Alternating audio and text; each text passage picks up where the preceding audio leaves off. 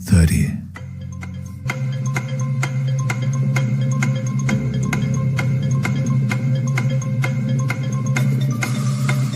20.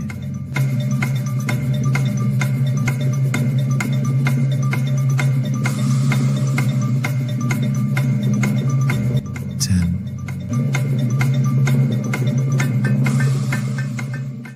5.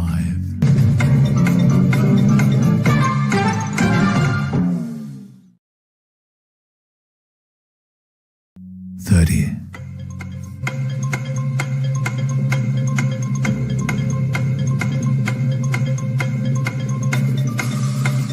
20.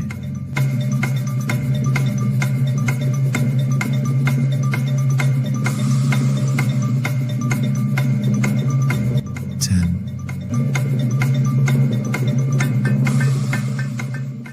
5.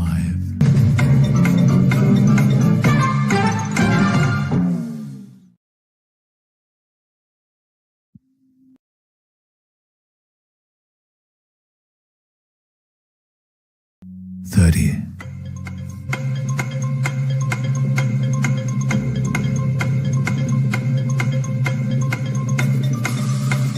20.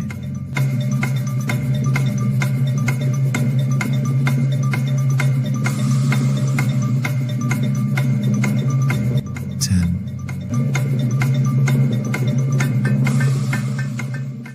5.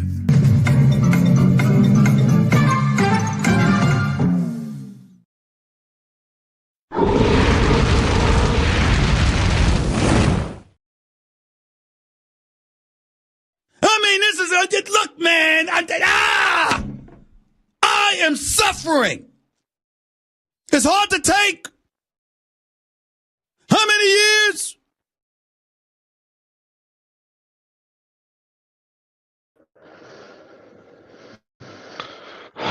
Well, hello. Oh, jeez, what an awful watch that was. I hope you can hear me okay.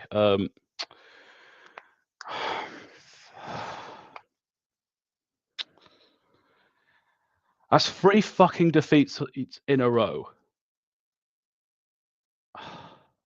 How do we even fucking accept this at this point? We are going to talk about the game in a bit more detail. Are you hearing me?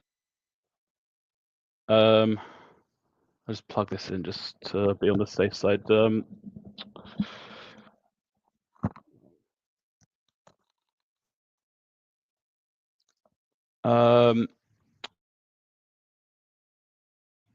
Can you hear me okay?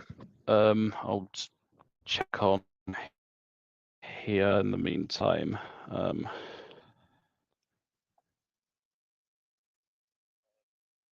Okay, looks like my volume's working. So, all right, so let's dissect what went wrong here.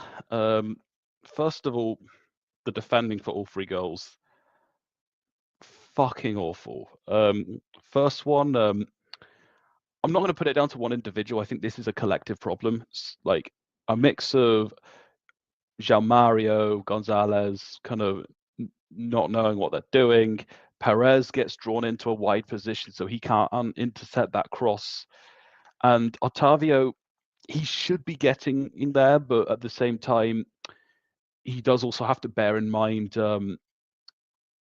the player he's running with. He can't just be ball watching. But collectively, that was tragic. And in that first half, generally, Vicente had they looked a lot more dangerous in the chances they had. Like Porto did have some chances, but simply they weren't threatening enough. Then Gonzalo Borges comes on, and I'm thinking he's lost Victor Bruno's lost the plot. I even was tweeting this out with expletives. But to be fair, Borges does go on and score 1-1, though doesn't really help himself with a a shot that not only doesn't go towards the target, but it goes out for a throw-in. But anyways, Vicente score 6 minutes later. I have to wonder what the defensive idea was. Like, what's the idea with the marking? Danny Namaso Loda was the one beaten in at Diogo Costa's near post. He should do better, but also, why is he the one that has to be doing in this defensive responsibility? Why? And he's not exactly the biggest of all the players. I believe he's like 5'11", so he's about my height. So yeah, it's really, really, really bad. So, okay. Give it for anyone who sees this. Do give your thoughts in the live chat or in the comments if you're seeing it on the replay. And then some point after 2-1, Dennis Gould comes on, which I thought did make a pretty good impact. We saw him take the ball forward a few times. He even was a big part of the offside of the goal that got disallowed, which I'll get to in a sec. The next place to go to Nico Gonzalez's red card. I mean, the refereeing, it's probably like the 7th reason why I'm pissed off, but what are you doing? What is this decision? I mean, yes, Gonzalez catches the Gil Vicente player on the ankle with his studs, but if you actually look what's going on, he's taking the ball forward, the ball goes a bit ahead, a bit out of his reach, so he's trying to stretch his right boot out to keep the ball, control it, and on the way, the boot rolls off the ball. There's no way he intended that, and then hits the ankle. I get that. I understand that it's a bit dangerous, but it was never in Nico Gonzalez's intention to make any sort of tackle. So that's my big issue with that.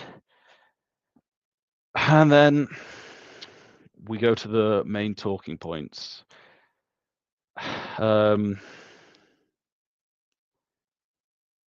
So Gonzalo Borges, following Dennis Gould's brilliant play to keep the ball in A on the left, bring it forward, which why is he even on the left-hand side? But that's a matter for another day. And then, so it's a big part in the build-up, and when it came to Gonzalo Borges, put it in the back of the net from the keeper's far post.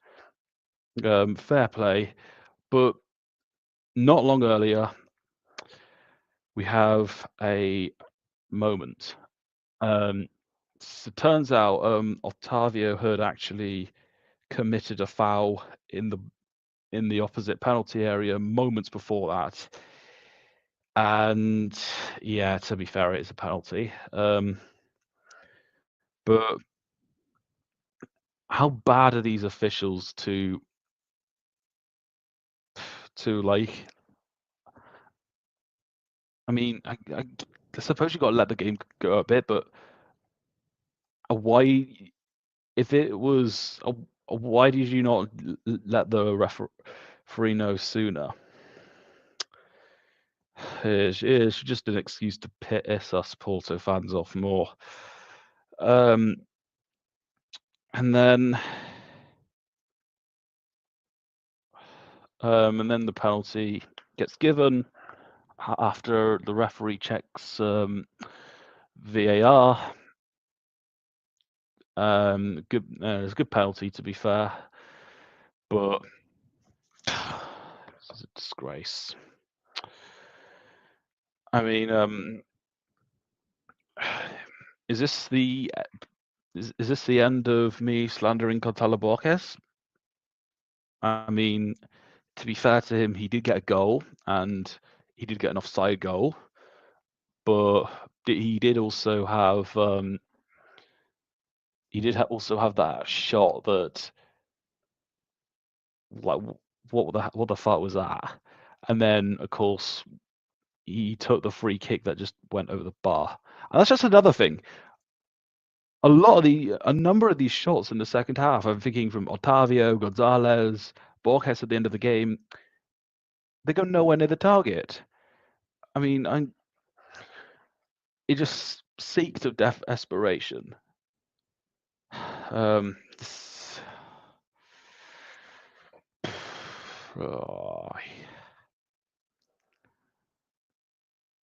And now I'm not getting much views here.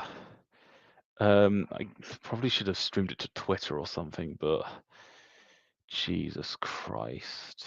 You know what? I might even just do a Twitter space after this. Yeah, so there's no other thoughts coming out, so I'll just do a recap for those that are on the replay or those that are joining in late. Awful defending. Vitor Bruno doesn't have a clue what he was trying to do, or he couldn't, or is just out of his depth entirely. That's 3 losses in a row in all competitions. I'm going into this Olympiacos game optimistic, but I mean, to be fair, it is at home, but still. I'm going to be doing a preview for that game, so we'll see what my thoughts are for that in terms of how confident I am. Oh, this is fucking travesty. But yeah, I'll just try the recap again. So, awful defending for the goals. I think all of them, even just the penalty incidents, could have been timed better by Otavio. We could have won this game with these basic mistakes in mind. So awful defending on all 3 goals. Gonzalez shouldn't have been sent off. We couldn't even beat a team that had their manager red carded. Vitor Bruno's tactics completely ineffective. He has to go. And the attack's woeful. We need Pepe back. So, yeah, we're going to kind of round it off there unless there are any more comments that come in. I'll give it a minute now. It looks like it's not my night. It's not Porto's night. Yeah, so do leave your thoughts if you're watching in the replay. All interactions appreciated. And I will be going live on Tuesday, as I will be previewing the Europa League game against Olympiacos with an Olympiacos fan. So I hope the stream's more upbeat than this one. So yeah, so in the meantime, Forza, Vitor Bruno out.